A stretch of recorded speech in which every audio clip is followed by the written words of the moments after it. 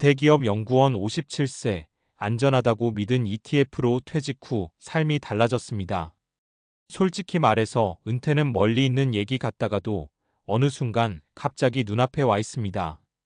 회사에서 직함 달고 회의실 오가던 시절엔 아직은 괜찮아라고 생각하죠. 연봉도 안정적이고 국민연금도 있고 퇴직금도 있으니까요. 그런데 쉰을 넘기고 나면 생각이 조금씩 달라집니다. 몸이 예전 같지 않고 조직 안에서의 위치도 서서히 바뀌고 무엇보다 이 회사 없이도 나는 괜찮을까? 라는 질문이 머릿속에 자주 맴돌기 시작합니다. 이 글의 주인공도 그랬습니다.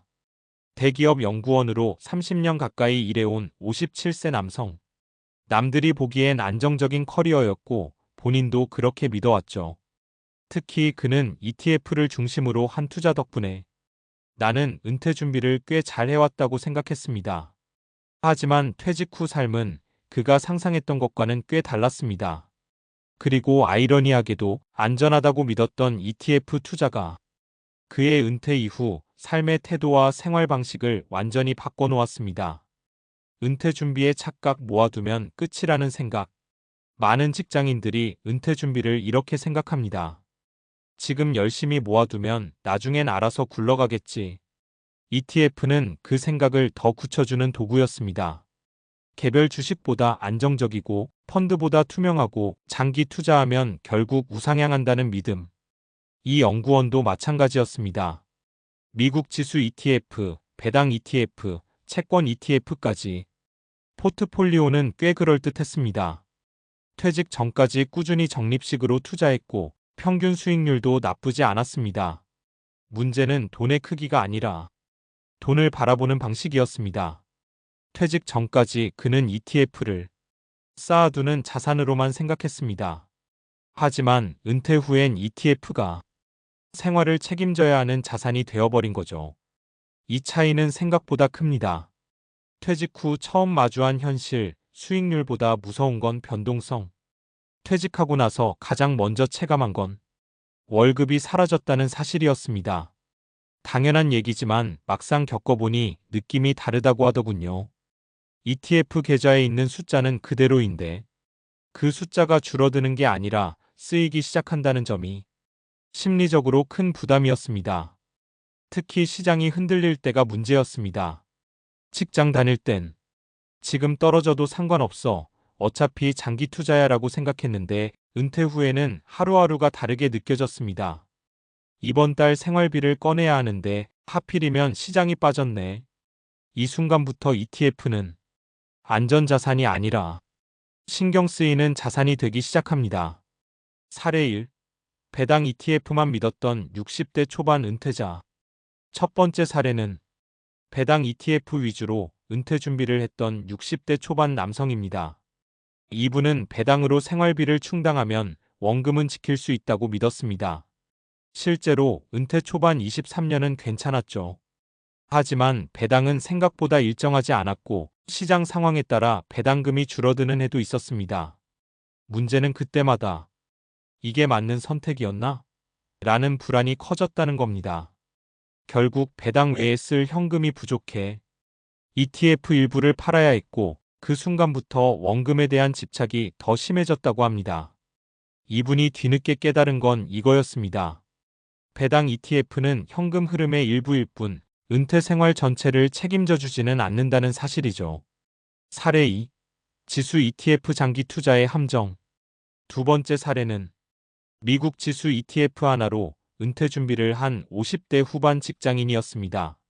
미국 시장은 결국 오른다. 이 믿음 하나로 정말 꾸준히 투자했고 퇴직 시점엔 꽤 큰 금액이 모여 있었습니다. 하지만 은퇴 직후 하필이면 시장 조정기를 맞았습니다. 문제는 수익률이 아니라 심리였습니다. 장기 투자라고 믿고 들어왔지만 은퇴 후에는 시간이 더 이상 내 편이 아니었습니다. 버틸 수 있는 기간이 정해져 있으니까요. 결국 이분은 생활비 때문에 ETF를 매도하면서 장기 투자는 직장인이 할 수 있는 특권이라는 말을 남겼습니다. 사례 3. ETF를 다시 설계한 57세 연구원. 다시 이 글의 주인공 이야기로 돌아가 보죠.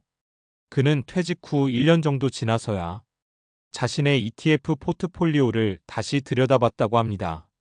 수익률이 아니라 현금 흐름, 사용 시점, 심리적 안정감을 기준으로 말이죠. 그가 한 변화는 크지 않았습니다. 생활비 23년치는 변동성 낮은 자산으로 분리. ETF는 성장용과 소득용으로 명확히 구분. 절대 팔지 않을 자산이라는 개념을 없앰. 이렇게 하자 놀랍게도 계좌 숫자는 예전보다 덜 중요해졌고 생활 자체가 훨씬 편안해졌다고 합니다. 그는 이렇게 말했습니다. ETF가 문제였던 게 아니라 내가 은퇴 이후를 너무 단순하게 생각했던 거죠. 은퇴 준비에서 진짜 중요한 질문. ETF는 여전히 좋은 도구입니다. 하지만 은퇴를 앞두거나 은퇴 후라면 이 질문을 꼭 던져봐야 합니다. 이 자산은 언제 쓸 돈인가? 시장이 흔들려도 버틸 수 있는 기간은 얼마나 되는가? 수익률보다 내가 편안한 구조인가? 은퇴 준비는 돈을 얼마나 모았느냐보다 그 돈을 어떻게 바라보느냐의 문제입니다. 안전하다고 믿은 ETF가 은퇴 후 삶을 바꿨다는 말은 결국 투자 상품 하나가 인생을 바꿨다는 뜻이 아니라 은퇴를 대하는 태도가 달라졌다는 이야기일 겁니다. 그리고 이 변화는 생각보다 많은 사람들에게 지금 이 순간에도 필요한 이야기일지 모릅니다. 왜 은퇴 후에는 같은 ETF가 더 위험하게 느껴질까? 많은 사람들이 이렇게 말합니다. ETF 자체는 똑같은데 왜 은퇴하고 나니까 이렇게 불안해질까? 이건 기분 탓이 아닙니다. 과학적으로 설명이 됩니다. 핵심은 딱 세 가지입니다. 1. 소득의 구조가 바뀐다. 2. 시간에 대한 인식이 달라진다. 3. 내가 손실을 인식하는 방식이 변한다. 이 세 가지가 동시에 작동하면서 같은 ETF라도 완전히 다른 자산처럼 느껴지게 됩니다. 1. 월급이 사라지면 자산의 성격이 바뀐다. 퇴직 전에는 ETF가 이런 존재였습니다. 지금 안 써도 되는 돈. 미래의 나를 위한 숫자. 이 상태에서는 변동성이 있어도 버틸 수 있습니다. 왜냐하면 생활비는 월급이 책임지고 있었기 때문이죠.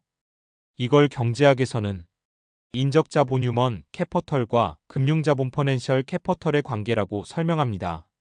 직장 다닐 때 인적자본 월급이 크다. 금융자본 ETF는 보조 역할. 은퇴 후 인적자본은 0.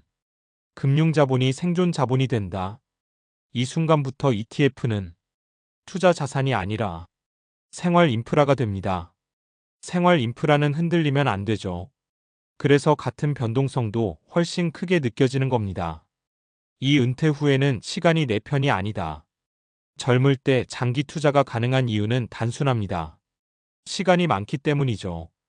행동 재무학에서는 이를 회복 가능성 리커버리 타임이라고 부릅니다. 3040대 시장이 35년 흔들려도 다시 회복할 시간 충분. 60대 이후 5년의 하락은 그냥 회복 불가능한 시간일 수 있음.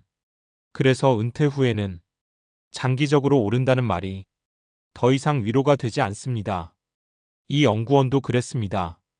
퇴직 전에는 10년 후를 보면 괜찮다고 말했는데 퇴직 후에는 내가 이걸 10년을 기다릴 수 있나?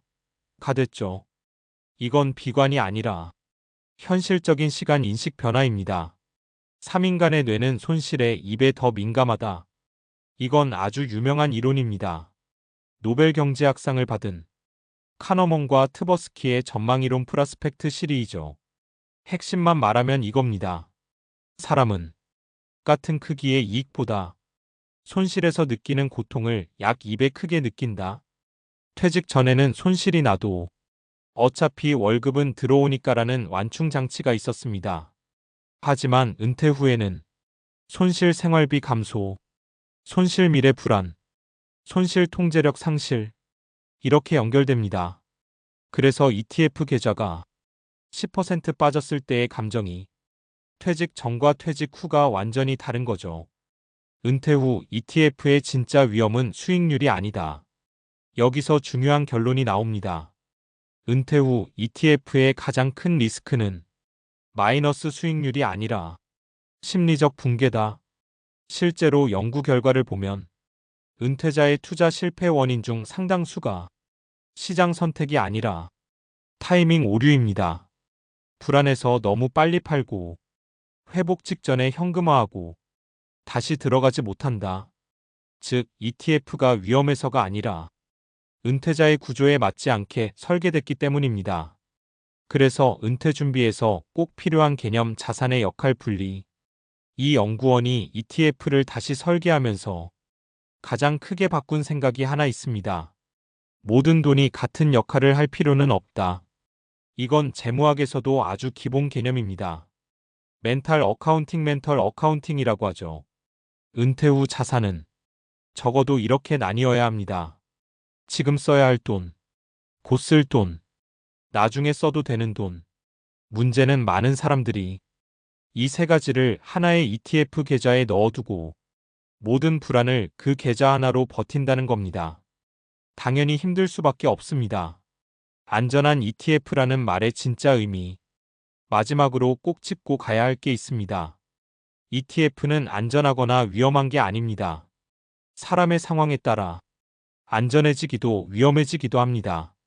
직장인에게 안전했던 ETF가 은퇴자에게는 불안의 원인이 될 수 있고, 반대로 구조를 잘 나누면 은퇴 후 삶을 가장 편안하게 해주는 도구가 되기도 합니다.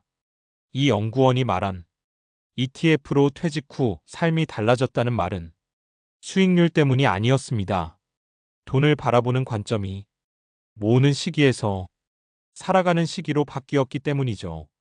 그리고 이 전환을 이해하지 못하면 아무리 좋은 ETF라도 은퇴 이후에는 계속 불안할 수밖에 없습니다.